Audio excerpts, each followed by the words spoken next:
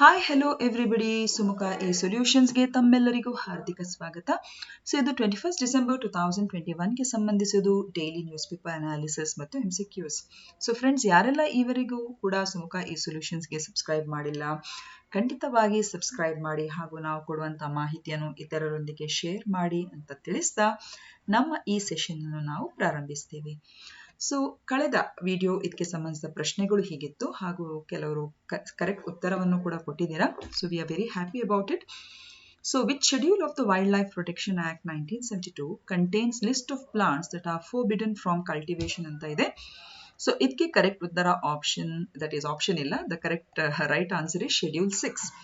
ಹಾಗೆಯೇ which is the first indigenous aircraft carrier of India, and here the right answer is INS Vikrant. ಹಾಗೆಯೇ all the 5 nations that participated in the India Central Asia dialogue became independent states after the collapse of which country ಅಂತ ಕೇಳಿದ್ವು. So ಅದಕ್ಕೆ ಸರಿ ಉತ್ತರ after the collapse of USSR in 1991.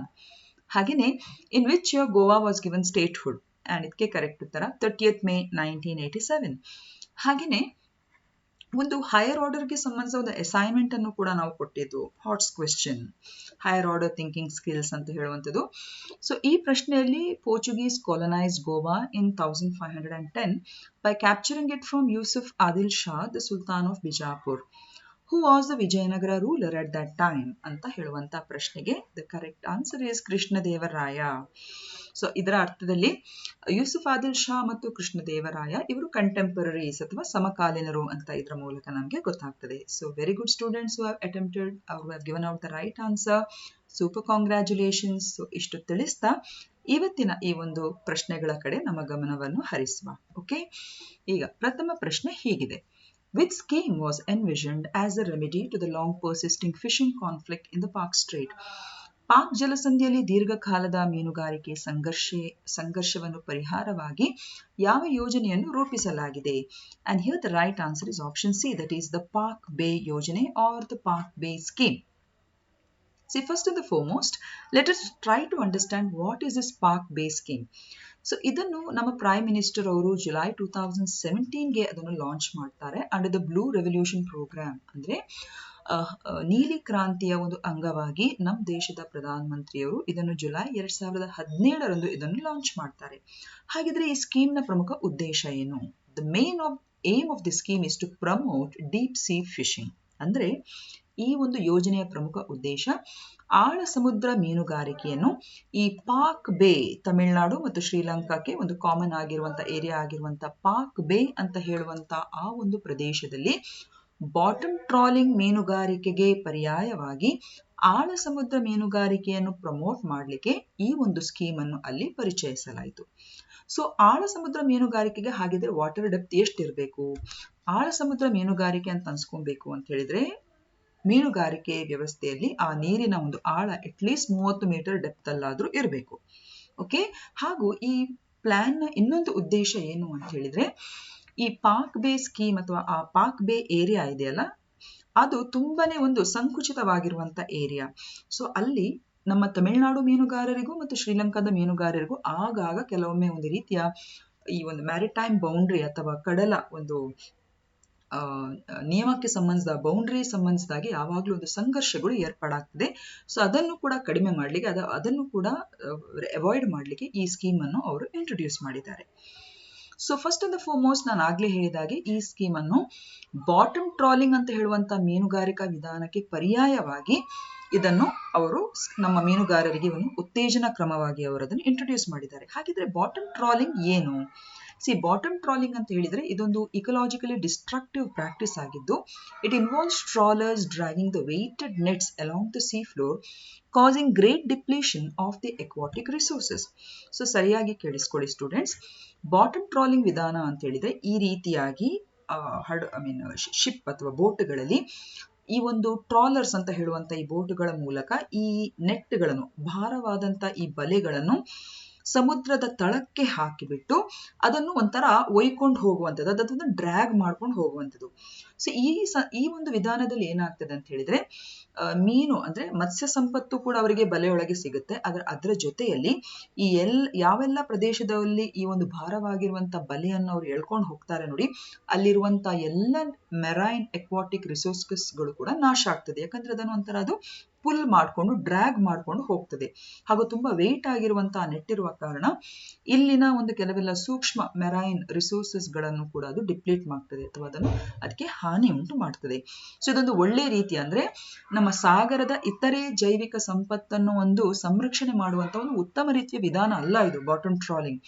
ಅದಕ್ಕೋಸ್ಕರ ಏನ್ ಮಾಡಿದ್ದಾರೆ ಅಂತ ಹೇಳಿದ್ರೆ ಈ ಒಂದು ಡೀಪ್ ಸೀ ಟ್ರಾಲಿಂಗ್ ಅಲ್ಲಿ ಅಂತ ಹೇಳಿದ್ರೆ ಅಟ್ಲೀಸ್ಟ್ 30 ಮೀಟರ್ ಆಳದ ವ್ಯಾಪ್ತಿಯಲ್ಲಿ ಮೀನುಗಾರಿಕಾ ಒಂದು ಪ್ರಕ್ರಿಯೆಯನ್ನು ಕೈಗೊಳ್ಳುವುದನ್ನು ಡೀಪ್ ಸೀ ಟ್ರಾಲಿಂಗ್ ಅಂತ ಹೇಳ್ತಾರೆ. ಸೊ ಅದರಲ್ಲಿ ಈ ರೀತಿಯ ಹಾನಿ ಸಮುದ್ರ ಸಂಪತ್ತಿಗೆ ಉಂಟಾಗುವುದಿಲ್ಲ. ಸೊ ಹಾಗಾಗಿ ದಯವಿಟ್ಟು ನೆನ್ಪಿಟ್ಕೊಳ್ಳಿ, ಪಾಕ್ ಬೇ ಸ್ಕೀಮ್ ಅಂತ ಹೇಳಿದ್ರೆ ಬಾಟಮ್ ಟ್ರಾಲಿಂಗ್ಗೆ ಪರ್ಯಾಯವಾಗಿ ಆಳ ಸಮುದ್ರ ಮೀನುಗಾರಿಕೆ ಅಥವಾ ಡೀಪ್ ಸಿ ಫಿಶಿಂಗಿಗೆ ಹೆಚ್ಚು ಒತ್ತುವರಿಯನ್ನು ಕೊಡ್ಲಿಕ್ಕೆ ಈ ಒಂದು ಸ್ಕೀಮ್ ಅನ್ನು ನಮ್ಮ ಈ ಒಂದು ಪಾಕ್ ಬೇ ಏರಿಯಾ ಅಂದ್ರೆ ತಮಿಳುನಾಡಿನ ಮೀನುಗಾರರಿಗೆ ಪೂರಕವಾಗಿ ಇರಲಿ ಅಂತ ಹೇಳುವಂತ ನಿಟ್ಟಿನಲ್ಲಿ ನಮ್ಮ ಕೇಂದ್ರ ಸರ್ಕಾರ ಈ ಒಂದು ವಿಶಿಷ್ಟವಾದ ಸ್ಕೀಮ್ ಅನ್ನು ಹೊರತಂದಿದೆ. ಇಲ್ಲಿ ನೀವು ಪಾಕ್ ಬೇ ಏರಿಯಾ ನೋಡಬಹುದು ನೋಡಿ, ಇಲ್ಲಿ ಶ್ರೀಲಂಕಾ ಇದೆ, ಹಾಗೆ ಇದು ನಮ್ಮ ತಮಿಳುನಾಡು ಕರಾವಳಿ. ಸೊ ಇಲ್ಲಿ ನೋಡಬಹುದು ಈ ಭಾಗದಲ್ಲಿ ಹೆಚ್ಚಾಗಿ ನಮ್ಮ ತಮಿಳುನಾಡಿನ ಮೀನುಗಾರರಿಗೂ ಶ್ರೀಲಂಕಾದ ಮೀನುಗಾರರಿಗೂ ಕೂಡ ತೀವ್ರವಾಗಿ ಕೆಲವೊಮ್ಮೆ ಘರ್ಷಣೆಗಳು ಉಂಟಾಗುವ ಕಾರಣ ಈ ಒಂದು ಡೀಪ್ ಸಿ ಪ್ರಕ್ರಿಯೆಯ ಒಂದು ಮೀನುಗಾರಿಕೆಯನ್ನು ನಮ್ಮ ದೇಶ ಉತ್ತೇಜನ ಕೊಡ್ತಾ ಇದೆ ಪಾಕ್ ಬೇ ಸ್ಕೀಮ್ ನ ಅನ್ವಯ. ಸೊ ಈ ಪ್ರಶ್ನೆ ಯಾತಕ್ಕೋಸ್ಕರ ಬಂದಿದೆ ಇವಾಗ, that also becomes very important, ಹೌದಾ ಅಲ್ವಾ? ಯಾಕಂತ ಹೇಳಿದ್ರೆ 13 ಜನ ಮೀನುಗಾರರನ್ನು, ನಮ್ಮ ಭಾರತೀಯ ಮೀನುಗಾರರು ಯಾರು ಈ ಬಾಟಮ್ ಟ್ರಾಲಿಂಗ್ ಮೀನುಗಾರಿಕೆಗೆ ಪೂರಕವಾಗಿ ಕಡಲಿನಲ್ಲಿ ಆ ಒಂದು ಫಿಶಿಂಗ್ ಅನ್ನು ಮಾಡ್ತಾ ಇದ್ರು. ಸೊ ಇವರು ಮಳೆಯಾದುತರೈ ಮತ್ತು ಪುಡುಕೋಟ್ಟೈ ಡಿಸ್ಟ್ರಿಕ್ಟ್ಸ್ ತಮಿಳುನಾಡಿನ ಈ ಜಿಲ್ಲೆಗೆ ಸೇರಿದವರು. ಸೊ ಅವರನ್ನು ಶ್ರೀಲಂಕಾ ನೇವಿ ಅವರನ್ನು ಅರೆಸ್ಟ್ ಮಾಡಿದೆ. ಯಾಕಂದ್ರೆ ಅಲ್ಲಿರುವಂತ ಸೂಕ್ಷ್ಮ ಅಂತಾರಾಷ್ಟ್ರೀಯ ಕಡಲ ಒಂದು ಬೌಂಡ್ರಿ ಲೈನ್ ಏನಿದೆ, ಮ್ಯಾರಿಟೈಮ್ ಬೌಂಡ್ರಿ ಲೈನ್, ಅದನ್ನು ಕ್ರಾಸ್ ಮಾಡಿರುವ ಕಾರಣ ಅವರಿಗೆ ಈ ರೀತಿಯ ಒಂದು ಅರೆಸ್ಟ್ ಅನ್ನು ಅವರು ಮಾಡಿದ್ದಾರೆ. ಓಕೆ, ಸೊ ಆ ಪ್ರದೇಶ ನೀವು ಆಗ್ಲೇ ನೋಡಿದಾಗೆ ತುಂಬಾನೇ ಸಂಕುಚಿತವಾಗಿರುವಂತ ಪ್ರದೇಶ. ಸೊ ಈ ರೀತಿಯಾಗಿ ಇವರ ಈ ಮ್ಯಾರಿಟೈಮ್ ಬಾರ್ಡರ್ ಅನ್ನು ನಮ್ಮ ತಮಿಳುನಾಡಿನ ಮೀನುಗಾರರು ಕ್ರಾಸ್ ಮಾಡಿ ಆ ಭಾಗದಲ್ಲಿ ಅವರು ಅದು ಕೂಡ ಟ್ರಾಲ್ ಫಿಶರಿಂಗ್ ಅಥವಾ ಬಾಟಮ್ ಟ್ರಾಲಿಂಗ್ ಫಿಶಿಂಗ್ ಮಾಡಿರುವ ಕಾರಣ ಅವರನ್ನು ಬಂಧನದಲ್ಲಿ ಇಟ್ಟಿದ್ದಾರೆ.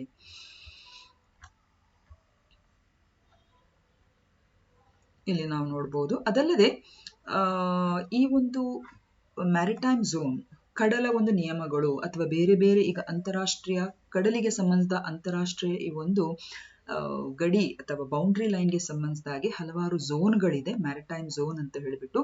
ಸೊ ಅದನ್ನು ನಾವು ಸರಿಯಾದ ರೀತಿಯಲ್ಲಿ ಅರ್ಥ ಮಾಡ್ಕೊಳ್ಬೇಕು. For example exclusive economic zone ಅಂತ ಇದೆ, ಅದು 200 ನಾಟಿಕಲ್ ಮೈಲ್ಸ್ಗಳ ಅಂದ್ರೆ ನಮ್ಮ ಬೇಸ್ ಲೈನ್ ಇಂದ 200 ನಾಟಿಕಲ್ ಮೈಲ್ಸ್ಗಳ ವ್ಯಾಪ್ತಿಗೆ ಬರುವಂತ ಎಕ್ಸ್ಕ್ಲೂಸಿವ್ ಇಕನಾಮಿಕ್ ಝೋನ್.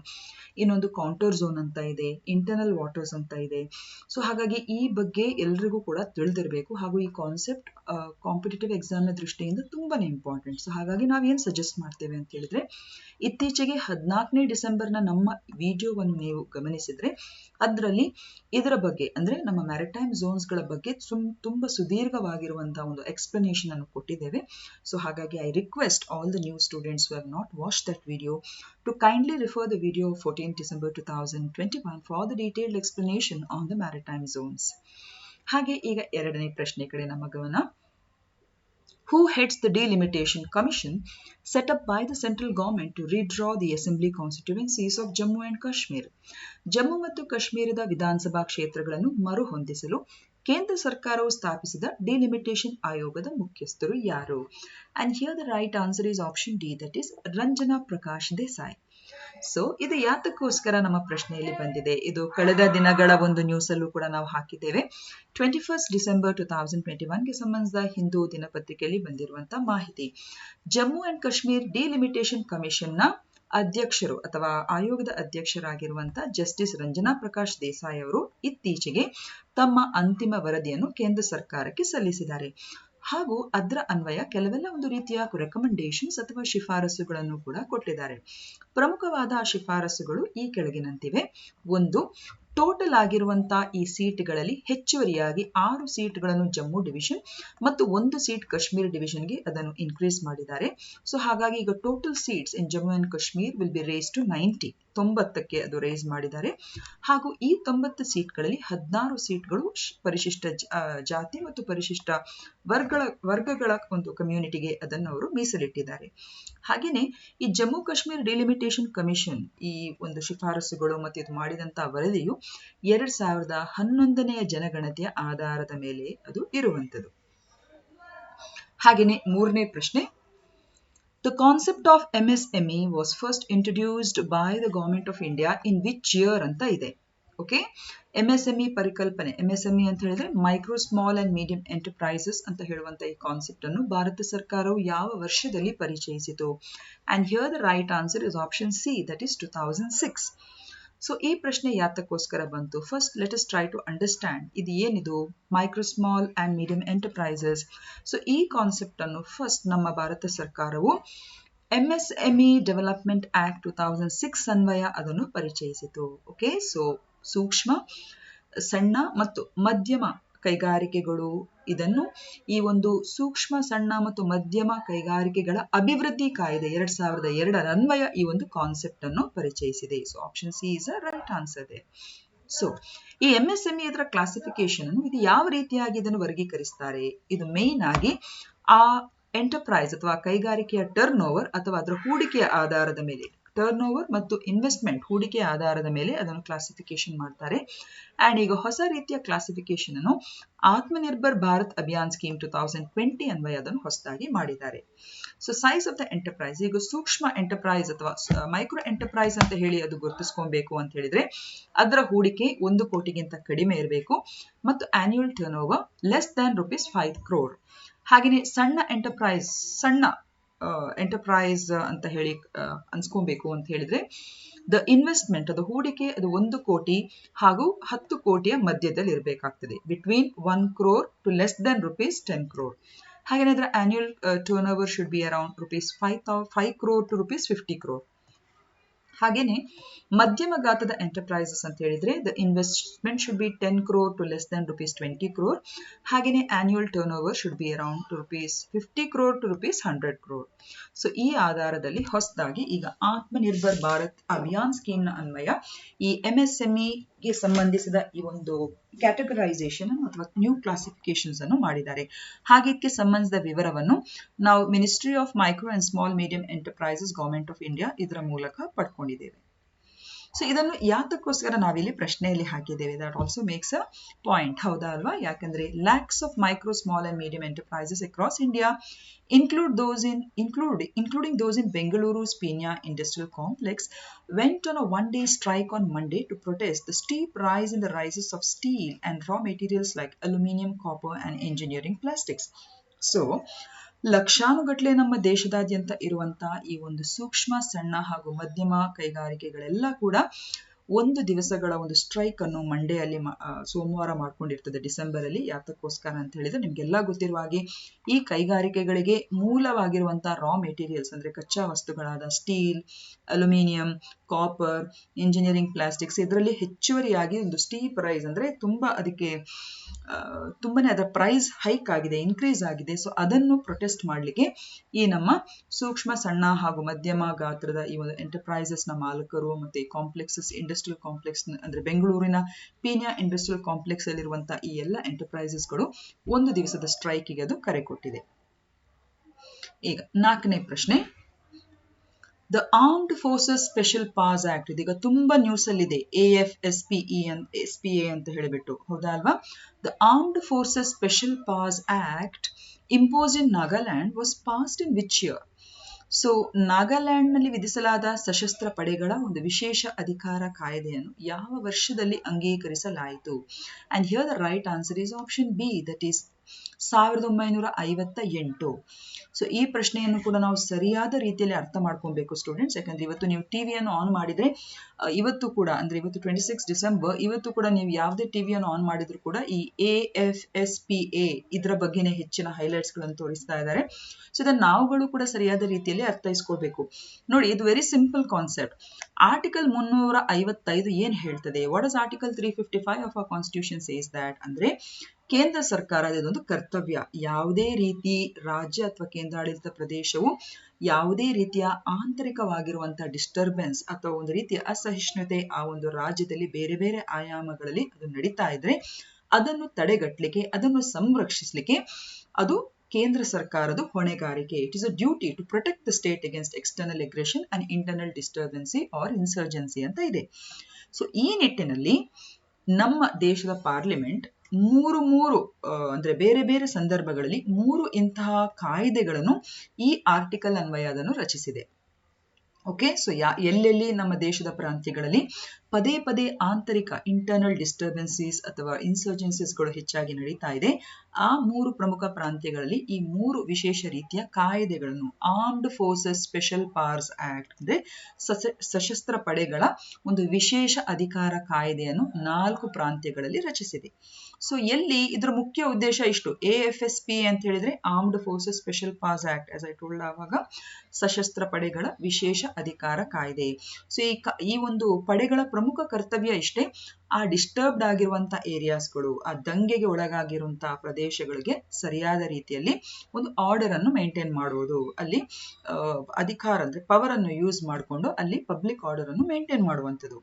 ಹಾಗೂ it confers certain special powers on the members of the armed force for carrying out proactive operations against the insurgents in highly hostile environment. ಇದು ಕೂಡ ನಾವು ನೆನ್ಪಿಟ್ಕೊಬೇಕು. ಅಂದ್ರೆ ಸರಿಯಾದ ರೀತಿಯಲ್ಲಿ ಈ ದಂಗೆಗಳು ಅಥವಾ ಈ ಒಂದು ಇನ್ಸರ್ಜೆಂಟ್ಸ್ಗಳು ಸರಿಯಾದ ರೀತಿ ಶರಣಾಗತಿ ಆಗದೆ ಹೋದಂತ ಸಂದರ್ಭದಲ್ಲಿ ಮತ್ತು ಅವರು ಅಂದ್ರೆ ಅವರನ್ನು ಸರಿಯಾದ ರೀತಿಯಲ್ಲಿ ನಾವು ಮಟ್ಟು ಹಾಕ್ಲಿಕ್ಕೆ ಸಾಧ್ಯ ಇರದಂತಹ ಸಂದರ್ಭದಲ್ಲಿ ಈ ಪಡೆಗಳಿಗೆ ವಿಶೇಷ ಅಧಿಕಾರ ಇದೆ, ಅವರ ಮೇಲೆ ಒಂದು ರೀತಿ ಪ್ರೊಆಕ್ಟಿವ್ ಆಪರೇಷನ್ಸ್ ಅನ್ನು ಕೈಗೊಳ್ಳುವಂಥದ್ದು. ಈಗ ನಾವು ನಾಗಾಲ್ಯಾಂಡ್ ಅಲ್ಲಿ ನೋಡಿರುವಂಥದ್ದು ಕೂಡ ಅದೇ ಒಂದು ಹಿನ್ನೆಲೆ, ಅಂದ್ರೆ ಅದೇ ಒಂದು ರೀತಿಯ ಸಾಂದರ್ಭಿಕವಾಗಿರುವಂತಹ ಸನ್ನಿವೇಶವನ್ನು ನಾವಿವತ್ತು ಕಾಣ್ತಾ ಇದ್ದೇವೆ, ಹೌದಾ ಅಲ್ವಾ? ಸೊ ಆಗ್ಲೇ ಹೇಳಿದಾಗೆ ಈ 3 ಕಾಯ್ದೆಗಳು ಯಾವ್ಯಾವುದು? Armed forces special powers act ಬೇರೆ ಬೇರೆ 3 ವಲಯಗಳಿಗೆ ಅದನ್ನು ಹೊರತಂದಿದ್ದಾರೆ. ಅದು ಯಾವ್ಯಾವುದು ಅದನ್ನು ನಾವಿಲ್ಲಿ ಸರಿಯಾಗಿ ಅರ್ಥ ಮಾಡ್ಕೊಬೇಕು. ಸೊ ನಮ್ಮ ಪ್ರಶ್ನೆಯಲ್ಲಿ ಕೇಳಿರುವಂಥದ್ದು ನಾಗಾಲ್ಯಾಂಡ್ಗೆ ಸಂಬಂಧಿಸಿದಾಗೆ, ಹೌದಾ ಅಲ್ವಾ? ಹೌದು, Nagaland armed forces special power act impose in Nagaland was passed in which year? ಇವಾಗ ಅದನ್ನು ಇಂಪೋಸ್ ಮಾಡಿದ್ದಾರೆ ನಾಗಾಲ್ಯಾಂಡ್ ಅಲ್ಲಿ. ಸೊ ಅದು 1958 ಅಲ್ಲಿ ಇಂಪೋಸ್ ಮಾಡಿರುವಂಥದ್ದು, ಅಂದ್ರೆ ಹೊರ ಬಂದಿರುವಂಥದ್ದು. ಇಲ್ಲಿ ನಾವು ನೋಡ್ಬೋದು ನೋಡಿ, armed forces special powers act 1958. So ಇದು ಫಸ್ಟ್ ಆಗಿ ನಾಗಾ ಇನ್ಸರ್ಜೆನ್ಸಿಯನ್ನು ಆಸಾಂ ರೀಜನ್ ಮತ್ತು ನಾಗಾ ಭಾಗಗಳಲ್ಲಿ, ನಾಗಾ ಹಿಲ್ಸ್ ಭಾಗಗಳಲ್ಲಿ ಅದನ್ನು ತಡೆಗಟ್ಟಲಿಕ್ಕೆ ಅದನ್ನು ಫಸ್ಟ್ ಎನಾಕ್ಟ್ ಮಾಡಿರುವಂಥದ್ದು. ಇವಾಗ ನಾಗಾಲ್ಯಾಂಡ್ ನಲ್ಲಿ ನಡೆದಿರುವಂತಹ ಆಂತರಿಕ ದಂಗೆಯನ್ನು ಕೂಡ ಸರಿಪಡಿಸಲಿಕ್ಕೆ ಇದೇ ಕಾಯ್ದೆಯನ್ನು ಅವರು ಹೊರತಂದಿದ್ದಾರೆ. ಅಂದ್ರೆ ಆ ಸ್ಪೆಷಲ್ ಪವರ್ಸ್ ಆಕ್ಟ್ ಅನ್ನು ಆ ಒಂದು ಪಡೆಗಳಿಗೆ ಅವರು ಕೊಟ್ಟಿದ್ದಾರೆ. ಹಾಗೇನೆ 1983 ಅಲ್ಲಿ ಪಂಜಾಬ್ ಮತ್ತು ಚಂಡೀಗಢ್ಗೆ ಸಂಬಂಧ ಸಶಸ್ತ್ರ ಪಡೆಗಳ ವಿಶೇಷ ಅಧಿಕಾರ ಕಾಯ್ದೆ 1983ರಲ್ಲಿ ಇದನ್ನು ಜಾರಿಗೊಳಿಸಿದ್ರು. ಅದು ಕೂಡ ಅಷ್ಟೇ, ಆಗ ತುಂಬಾನೇ ಖಾಲಿಸ್ತಾನ್ ಚಳುವಳಿಯಿಂದಾಗಿ ಚಂಡೀಗಢ ಮತ್ತು ಪಂಜಾಬ್ನಲ್ಲಿ ನಡೆದಿರುವಂತಹ ಒಂದು ಅತಂತ್ರ ಪರಿಸ್ಥಿತಿಯನ್ನು ಮಟ್ಟ ಹಾಕ್ಲಿಕ್ಕೆ ಈ ಒಂದು armed forces special powers act ಅನ್ನು ಅವರು ಹೊರತಂದಿದ್ರು.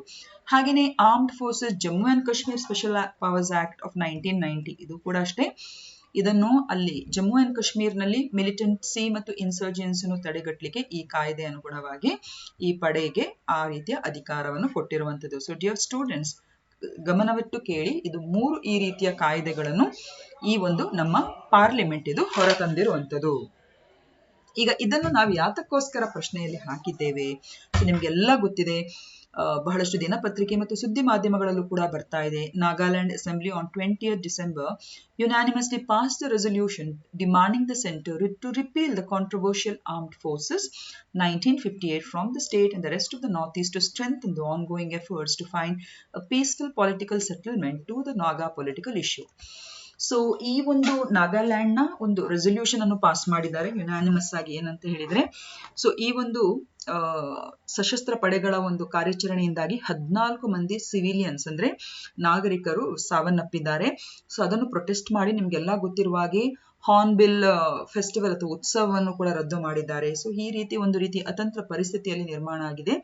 ಸೊ ನಾಗಾಲ್ಯಾಂಡ್ ಅಸೆಂಬ್ಲಿ ಕೇಂದ್ರಕ್ಕೆ ಒಂದು ರೆಸೊಲ್ಯೂಷನ್ ಪಾಸ್ ಮಾಡಿ ಒಂದು ಡಿಮಾಂಡ್ ಮಾಡಿದೆ ಸೆಂಟರ್ಗೆ, ಏನಂತ ಹೇಳಿದ್ರೆ ನೀವು ಆದಷ್ಟು ಬೇಗ ಇದು ಕಾಂಟ್ರವರ್ಷಿಯಲ್ ಆಗಿರುವಂತ ಈ ಆರ್ಮ್ಡ್ ಫೋರ್ಸಸ್ ಪವರ್ ಆಕ್ಟ್ ಏನಿದೆ ನೋಡಿ, ಅದನ್ನು ಆದಷ್ಟು ಬೇಗ ನಮ್ಮ ರಾಜ್ಯಗಳು ಮತ್ತು ಉತ್ತರ ಈಶಾನ್ಯ ಭಾಗದ ರಾಜ್ಯಗಳಿಗೆ ಅದು ಅನ್ವಯ ಆಗುವಂಥದ್ದನ್ನು ನೀವು ತಕ್ಕ ಮಟ್ಟಿಗೆ ಅದನ್ನು ಸರಿಪಡಿಸಬೇಕು. ಹಾಗೂ ನಮ್ಮ ಭಾಗಗಳಲ್ಲಿ ಶಾಂತಿಯುತವಾಗಿರುವಂತಹ ಒಂದು ಪೊಲಿಟಿಕಲ್ ಸೆಟಲ್ಮೆಂಟ್ಗೆ ಸಂಬಂಧಪಟ್ಟ ಹಾಗೆ ನಾವುಗಳು ಕೂಡ ಕ್ರಮ ಕೈಗೊಳ್ತಾ ಇದ್ದೇವೆ. ಅದಕ್ಕೆ ಪೂರಕವಾಗಿ ಕೇಂದ್ರವು ಕೂಡ ಈ ಒಂದು ಅನಾವಶ್ಯಕವಾಗಿ ಈ ಒಂದು AFSPA ಆಕ್ಟ್ ನನ್ವಯ ಈ ಪಡೆಯನ್ನು ಈ ರೀತಿ ನೀವು ಕಳಿಸುವುದರಿಂದ ಇನ್ನಷ್ಟು ಗೊಂದಲದ ವಾತಾವರಣ ನಿರ್ಮಾಣ ಆಗ್ತಾ ಇದೆ ಅಂತ ಹೇಳುವಂಥದ್ದಕ್ಕೆ ಇವರು ಕೇಂದ್ರಕ್ಕೆ ಒಂದು ಮನವಿಯನ್ನು ಸಲ್ಲಿಸಿದ್ದಾರೆ. ಸೊ ಅದಕ್ಕೆ ಸಂಬಂಧಪಟ್ಟ ಹಾಗೆ ಈ ಒಂದು ಪ್ರಕ್ರಿಯೆ ಈಗ ನಡೀತಾ ಇದೆ ಸೆಂಟರ್ ಮತ್ತು ಸ್ಟೇಟ್ ಆಫ್ ನಾಗಾಲ್ಯಾಂಡ್ಗೆ ಸಂಬಂಧಿಸಿದ ಹಾಗೆ. 5ನೇ ಪ್ರಶ್ನೆ, who was the last Mughal emperor to have position of the Red Fort? ಕೆಂಪು ಕೋಟೆಯನ್ನು ಹೊಂದಿದ ಕೊನೆಯ ಮೊಘಲ್ ಚಕ್ರವರ್ತಿ ಯಾರು ಅಂತ ಪ್ರಶ್ನೆ. ಸೊ ಅದಕ್ಕೆ ಕರೆಕ್ಟ್ ಉತ್ತರ option C, that is Bahadur Shah second, 2ನೇ ಬಹಾದೂರ್ ಶಾ. ಸೊ ಇದು ಯಾಕೆ ನಾವು ಪ್ರಶ್ನೆಯಲ್ಲಿ ಹಾಕಿದ್ದೇವೆ? There is a reason behind it. Red Fort, ಕೆಂಪು ಕೋಟೆ, ಇದು ಶಹಜಾನ್ನ ಅವಧಿಯಲ್ಲಿ ಇದು ಕನ್ಸ್ಟ್ರಕ್ಟ್ ಮಾಡಿರುವಂಥದ್ದು 1648ರಲ್ಲಿ. ಓಕೆ, ಸೊ 1648ರಿಂದ 1857ರವರೆಗೆ, ಅಂದ್ರೆ till the first war of Indian independence, Mughal ಚಕ್ರವರ್ತಿಗಳೆಲ್ಲ ಈ ಒಂದು ಕೆಂಪು ಕೋಟೆಯಿಂದಲೇ ತಮ್ಮ ಒಂದು ರೀತಿಯ ರಾಜ್ಯಭಾರವನ್ನು ಮಾಡ್ತಾರೆ, ಡೆಲ್ಲಿಯನ್ನು ರಾಜಧಾನಿಯಾಗಿಟ್ಟುಕೊಂಡು. ಬಹಾದೂರ್ ಶಾ 2 ಇದಾರಲ್ಲ, ಈ was a last ruler of the Mughals to have the position of the Red Fort. ಅಂದ್ರೆ ಕೆಂಪು ಕೋಟೆಯ ಮೇಲೆ ಪೊಸಿಷನ್ ಅನ್ನು ಹೊಂದಿರುವುದರಲ್ಲಿ ಮೊಘಲರಲ್ಲಿ ಇವರು ಕೊನೆಯ ದೊರೆ ಆಗಿರ್ತಾರೆ. ಯಾರು? Bahadur Shah second. But after the 1857 revolt, 1857ರ ಈ ಒಂದು ಪ್ರಥಮ ಸ್ವಾತಂತ್ರ್ಯ ಸಂಗ್ರಾಮದ ಒಂದು ಹಿನ್ನೆಲೆಯ ಅಂಗವಾಗಿ ಈ ಬಹಾದೂರ್ ಶಾ ಸೆಕೆಂಡ್ ಏನ್ ಮಾಡ್ತಾರೆ ಅಂತ ಹೇಳಿದ್ರೆ, ಇವರು ಮ್ಯಾನ್ಮಾರ್ನ ರಂಗೂನ್ಗೆ ಅವರು ಪಲಾಯನಗೊಳ್ತಾರೆ. ಈ ಪ್ರಶ್ನೆಯನ್ನು ನಾವು ಯಾತಕ್ಕೋಸ್ಕರ ಹಾಕಿದ್ದೇವೆ? ಓಕೆ, ಸೊ ಯಾಕಂದ್ರೆ 21ನೇ ಡಿಸೆಂಬರ್ 2021ಗೆ ಸಂಬಂಧಿಸಿದಾಗಿ ಡೆಲ್ಲಿ ಹೈಕೋರ್ಟ್ ಒಂದು ಡಿಸ್ಮಿಸ್ ಮಾಡ್ತದೆ ಒಂದು ಪೆಟಿಷನ್. ಯಾರು ಹಾಕಿರುವಂತ ಪೆಟಿಷನ್ ಅಂತ ಹೇಳಿದ್ರೆ, ಈ ನಮ್ಮ ಮಿರ್ಜಾ ಮೊಹಮ್ಮದ್ ಬೇದಾರ್ ಬಕ್ತ್ ಅಂತ ಹೇಳುವಂತವ್ರು. ಇವರು ಈ ನಮ್ಮ ಮುಘಲ್ ಎಂಪರರ್ ಬಹಾದೂರ್ ಶಾ ಜಫರ್ ಇದ್ದಾರಲ್ಲ, ಜಫರ್ 2 ಇದ್ದಾರಲ್ಲ, ಅವರ ಗ್ರೇಟ್ ಗ್ರ್ಯಾಂಡ್ ಸನ್ ಆಗಿರ್ತಾರೆ, ಅಂದ್ರೆ ಅವರ ಮರಿಮೊಮ್ಮಗ. ಸೊ ಅವರ ಹೆಂಡತಿ, ಅಂದ್ರೆ ಇವರ ಮರಿಮೊಮ್ಮಗನ ಹೆಂಡತಿ ಏನಿದ್ದಾರೆ, ಅವರು ಒಂದು ಪೆಟಿಷನ್ ಅನ್ನು ಹಾಕ್ತಾರೆ ಡೆಲ್ಲಿ ಹೈಕೋರ್ಟ್ಗೆ. ಏನಂತ ಹೇಳಿದ್ರೆ, ಆ ಕೆಂಪು ಕೋಟೆಯ ಒಂದು ಪೊಸಿಷನ್ ಏನಿದೆ, ಆ ಅಧಿಕಾರ ಅದ್ ನಮ್ಗೆ ಕೊಡಬೇಕು, ಯಾಕಂದ್ರೆ ಅದು ನಮ್ಮ ಲೀನೇಜ್ ಇಂದ ಬಂದಿರುವಂತದ್ದು, ನನ್ನ ಹಸ್ಬೆಂಡ್ ಅವರ ನಂತರ ನನ್ನ ಪತಿಯವರ ಮುತ್ತಜ್ಜನೇ ನಮ್ಮ ಈ ಬಹಾದೂರ್ ಶಾ ಜಫರ್ 2. ಸೊ ಹಾಗಾಗಿ ಅದು ನಮ್ಗೆ ಕೊಡಬೇಕು ಆ position of the Red fort ಅಂತ ಹೇಳುವಂತ ಒಂದು ಪೆಟಿಷನ್ ಅನ್ನು ಅವ್ರು ಹಾಕ್ತಾರೆ. ಆದ್ರೆ ಜಸ್ಟಿಸ್ ರೇಖಾ ಪಿಲ್ಲೈ ರಿಜೆಕ್ಟ್ ಮಾಡ್ತಾರೆ ಆ ಪೆಟಿಷನ್ ಅನ್ನು, saying that Sultana Begum had not been able to give justifiable explanation for filing a case after delay of over 150 years. So ಈ ಪ್ರಕ್ರಿಯೆ ನಡೆದು, ಅಂದ್ರೆ ಏನು ಬಹಾದೂರ್ ಶಾ ಜಫರ್ 2 ಅವರು ರಂಗೂನ್ಗೆ ಪಲಾಯನಗೊಂಡು ಆನಂತರ ಸ್ವಾತಂತ್ರ್ಯ ಸಿಕ್ಕಿ ಈಗ ಸರಿಸುಮಾರು 150 ವರ್ಷಗಳ ಮೇಲೆ ಆಗಿದೆ, ಹೌದಾ ಅಲ್ವಾ? 150 ವರ್ಷಗಳ ಮೇಲೆ ಈಗ ತಾವು ತಮ್ಮ ಈ ಒಂದು ಬೇಡಿಕೆಯನ್ನು ಕೇಳ್ತಾ ಇರುವುದಕ್ಕೆ ಸೂಕ್ತ ರೀತಿಯ ಅವರಲ್ಲಿ ಎಕ್ಸ್ಪ್ಲನೇಷನ್ ಇಲ್ಲದ ಕಾರಣ ಜಸ್ಟಿಸ್ ರೇಖಾ ಪಿಲ್ಲೈ ಅವರು ಆ ಒಂದು ಪೆಟಿಷನ್ ಅನ್ನು ರದ್ದು ಮಾಡ್ತಾರೆ. ಅಂದ್ರೆ she will reject that petition. ಈಗ 6ನೇ ಪ್ರಶ್ನೆ, Panex 21 is a disaster management exercise among the members of which organization? Panex 21 ಎನ್ನುವುದು ಯಾವ ಸಂಸ್ಥೆಯ ಸದಸ್ಯರ ನಡುವೆ ವಿಪತ್ತು ನಿರ್ವಹಣದ ಒಂದು ವ್ಯಾಯಾಮವಾಗಿದೆ? ಓಕೆ, ಸೊ ಇದಕ್ಕೆ ಕರೆಕ್ಟ್ ಉತ್ತರ option D, that is BIMSTEC. So BIMSTEC ಅಂದ್ರೆ ಏನು? ಸೊ ಇಲ್ಲಿ ನಾವು ನೋಡ್ಬೋದು, ಇದು ಹಿಂದೂವಲ್ಲಿ ಬಂದಿರುವಂತ ಮಾಹಿತಿ. ಏನಂತ ಹೇಳಿದ್ರೆ, COVID-19 pandemic has been a black swan event that has overwhelmed the national capacities, disrupted supply chains and brought people back to the drawing board, Chief of the Army Staff General Manoj Mukund Narwane said on 28 December at the inaugural event of Panex 21, a disaster management exercise of the multilateral grouping Bay of Bengal Initiative for Multi-Sectoral Technical and Economic Cooperation, that is BIMSTEC. ಅಂದ್ರೆ ಬಿಮ್ಸ್ಟೆಕ್ನ ಈ ಒಂದು ವಿಪತ್ತು ನಿರ್ವಹಣಾ ತಾಲೀಮಿಗೆ ಅನುಗುಣವಾಗಿ ನಮ್ಮ ಒಂದು chief of the army staff general Manoj Mukund Naravane ಏನಿದ್ದಾರೆ, ಅವರು ಈ ಮಾತನ್ನು ಹೇಳ್ತಾರೆ. ಏನನ್ನು ಹೇಳ್ತಾರೆ ಅಂತ ಹೇಳಿದ್ರೆ, COVID-19 ಪ್ಯಾಂಡಮಿಕ್ ಎಂಬುದು ನಮ್ಮ ಎಲ್ಲ ಒಂದು ರೀತಿಯ ರಾಷ್ಟ್ರೀಯ ಮತ್ತು ಸಪ್ಲೈ ಚೈನ್ ಕೆಪಾಸಿಟೀಸ್ಗಳನ್ನೆಲ್ಲ ಒಂದು ರೀತಿ ಅದು ಡಿಸ್ಟ್ರಪ್ಟ್ ಮಾಡಿದೆ, ಹಾಲ್ಟ್ ಮಾಡಿದೆ. ಸೊ ಇದಕ್ಕೆ ಪೂರಕವಾಗಿ ನಾವಿನ್ನೂ ಕೂಡ ಬಹಳಷ್ಟು ಬಲಪಡಿಸಬೇಕು ನಮ್ಮ ಎಲ್ಲ ಈ ಒಂದು ರೀತಿಯ ಸಪ್ಲೈ ಚೈನ್ಸ್, ನ್ಯಾಷನಲ್ ಕೆಪಾಸಿಟೀಸ್ಗಳನ್ನಂತ ಹೇಳುವಂತ ಒಂದು ಹೇಳಿಕೆಯನ್ನು ಅವರು ಕೊಡ್ತಾರೆ. ಎಲ್ಲಿ ಕೊಡ್ತಾರೆ ಅಂತ ಹೇಳಿದ್ರೆ ಪ್ಯಾನೆಕ್ಸ್ ಅಂತ ಹೇಳುವಂತ ಈ ಒಂದು ಇನಾಗ್ರೇಷನ್ ಸೆರೆಮನಿಯಲ್ಲಿ. ಸೊ ಪ್ಯಾನೆಕ್ಸ್ 21 ಅಂದ್ರೆ ಏನು ಅಂತ ಹೇಳಿದ್ರೆ ಬಿಮ್ಸ್ಟೆಕ್ ಅಂತ ಹೇಳುವಂತಹ ಸಂಸ್ಥೆ. ಬಿಮ್ಸ್ಟೆಕ್ ನ ಫುಲ್ ಫಾರ್ಮ್ ಏನ್ ಹೇಳಿ? Bay of Bengal initiative for multi sectoral technical and economic cooperation ಅಂತ ಹೇಳಿಬಿಟ್ಟು. ಸೊ ಈ ಸಂಸ್ಥೆಯ ಒಂದು ವಿಪತ್ತು ನಿರ್ವಹಣಾ ತಾಲೀಮಿಗೆ ಸಂಬಂಧಿಸಿದಾಗಿ ಅದರ ಹೆಸರು ಪ್ಯಾನೆಕ್ಸ್ ಅಂತ ಹೇಳಿಬಿಟ್ಟು. ಸೊ ಅಲ್ಲಿ ಅವರು ಈ ಒಂದು ಹೇಳಿಕೆಯನ್ನು ಇನಾಗ್ರಲ್ ಸೆರೆಮನಿಯಲ್ಲಿ ಕೊಡ್ತಾರೆ. ಹಾಗಿದ್ರೆ ಬಿಮ್ಸ್ಟೆಕ್ ಅಂದ್ರೆ ಏನು? ಸೊ ಯಾರಿಗೆಲ್ಲ ಗೊತ್ತಿಲ್ಲ ಇದರ ಬಗ್ಗೆ ಸ್ವಲ್ಪ ಸಂಕ್ಷಿಪ್ತವಾಗಿ ತಿಳಿಯುವಂತಹ ಪ್ರಯತ್ನ ಮಾಡುವ. ಬಿಮ್ಸ್ಟೆಕ್ ಅಂತ ಹೇಳಿದ್ರೆ bay of Bengal initiative for multi sectoral technical and economic cooperation.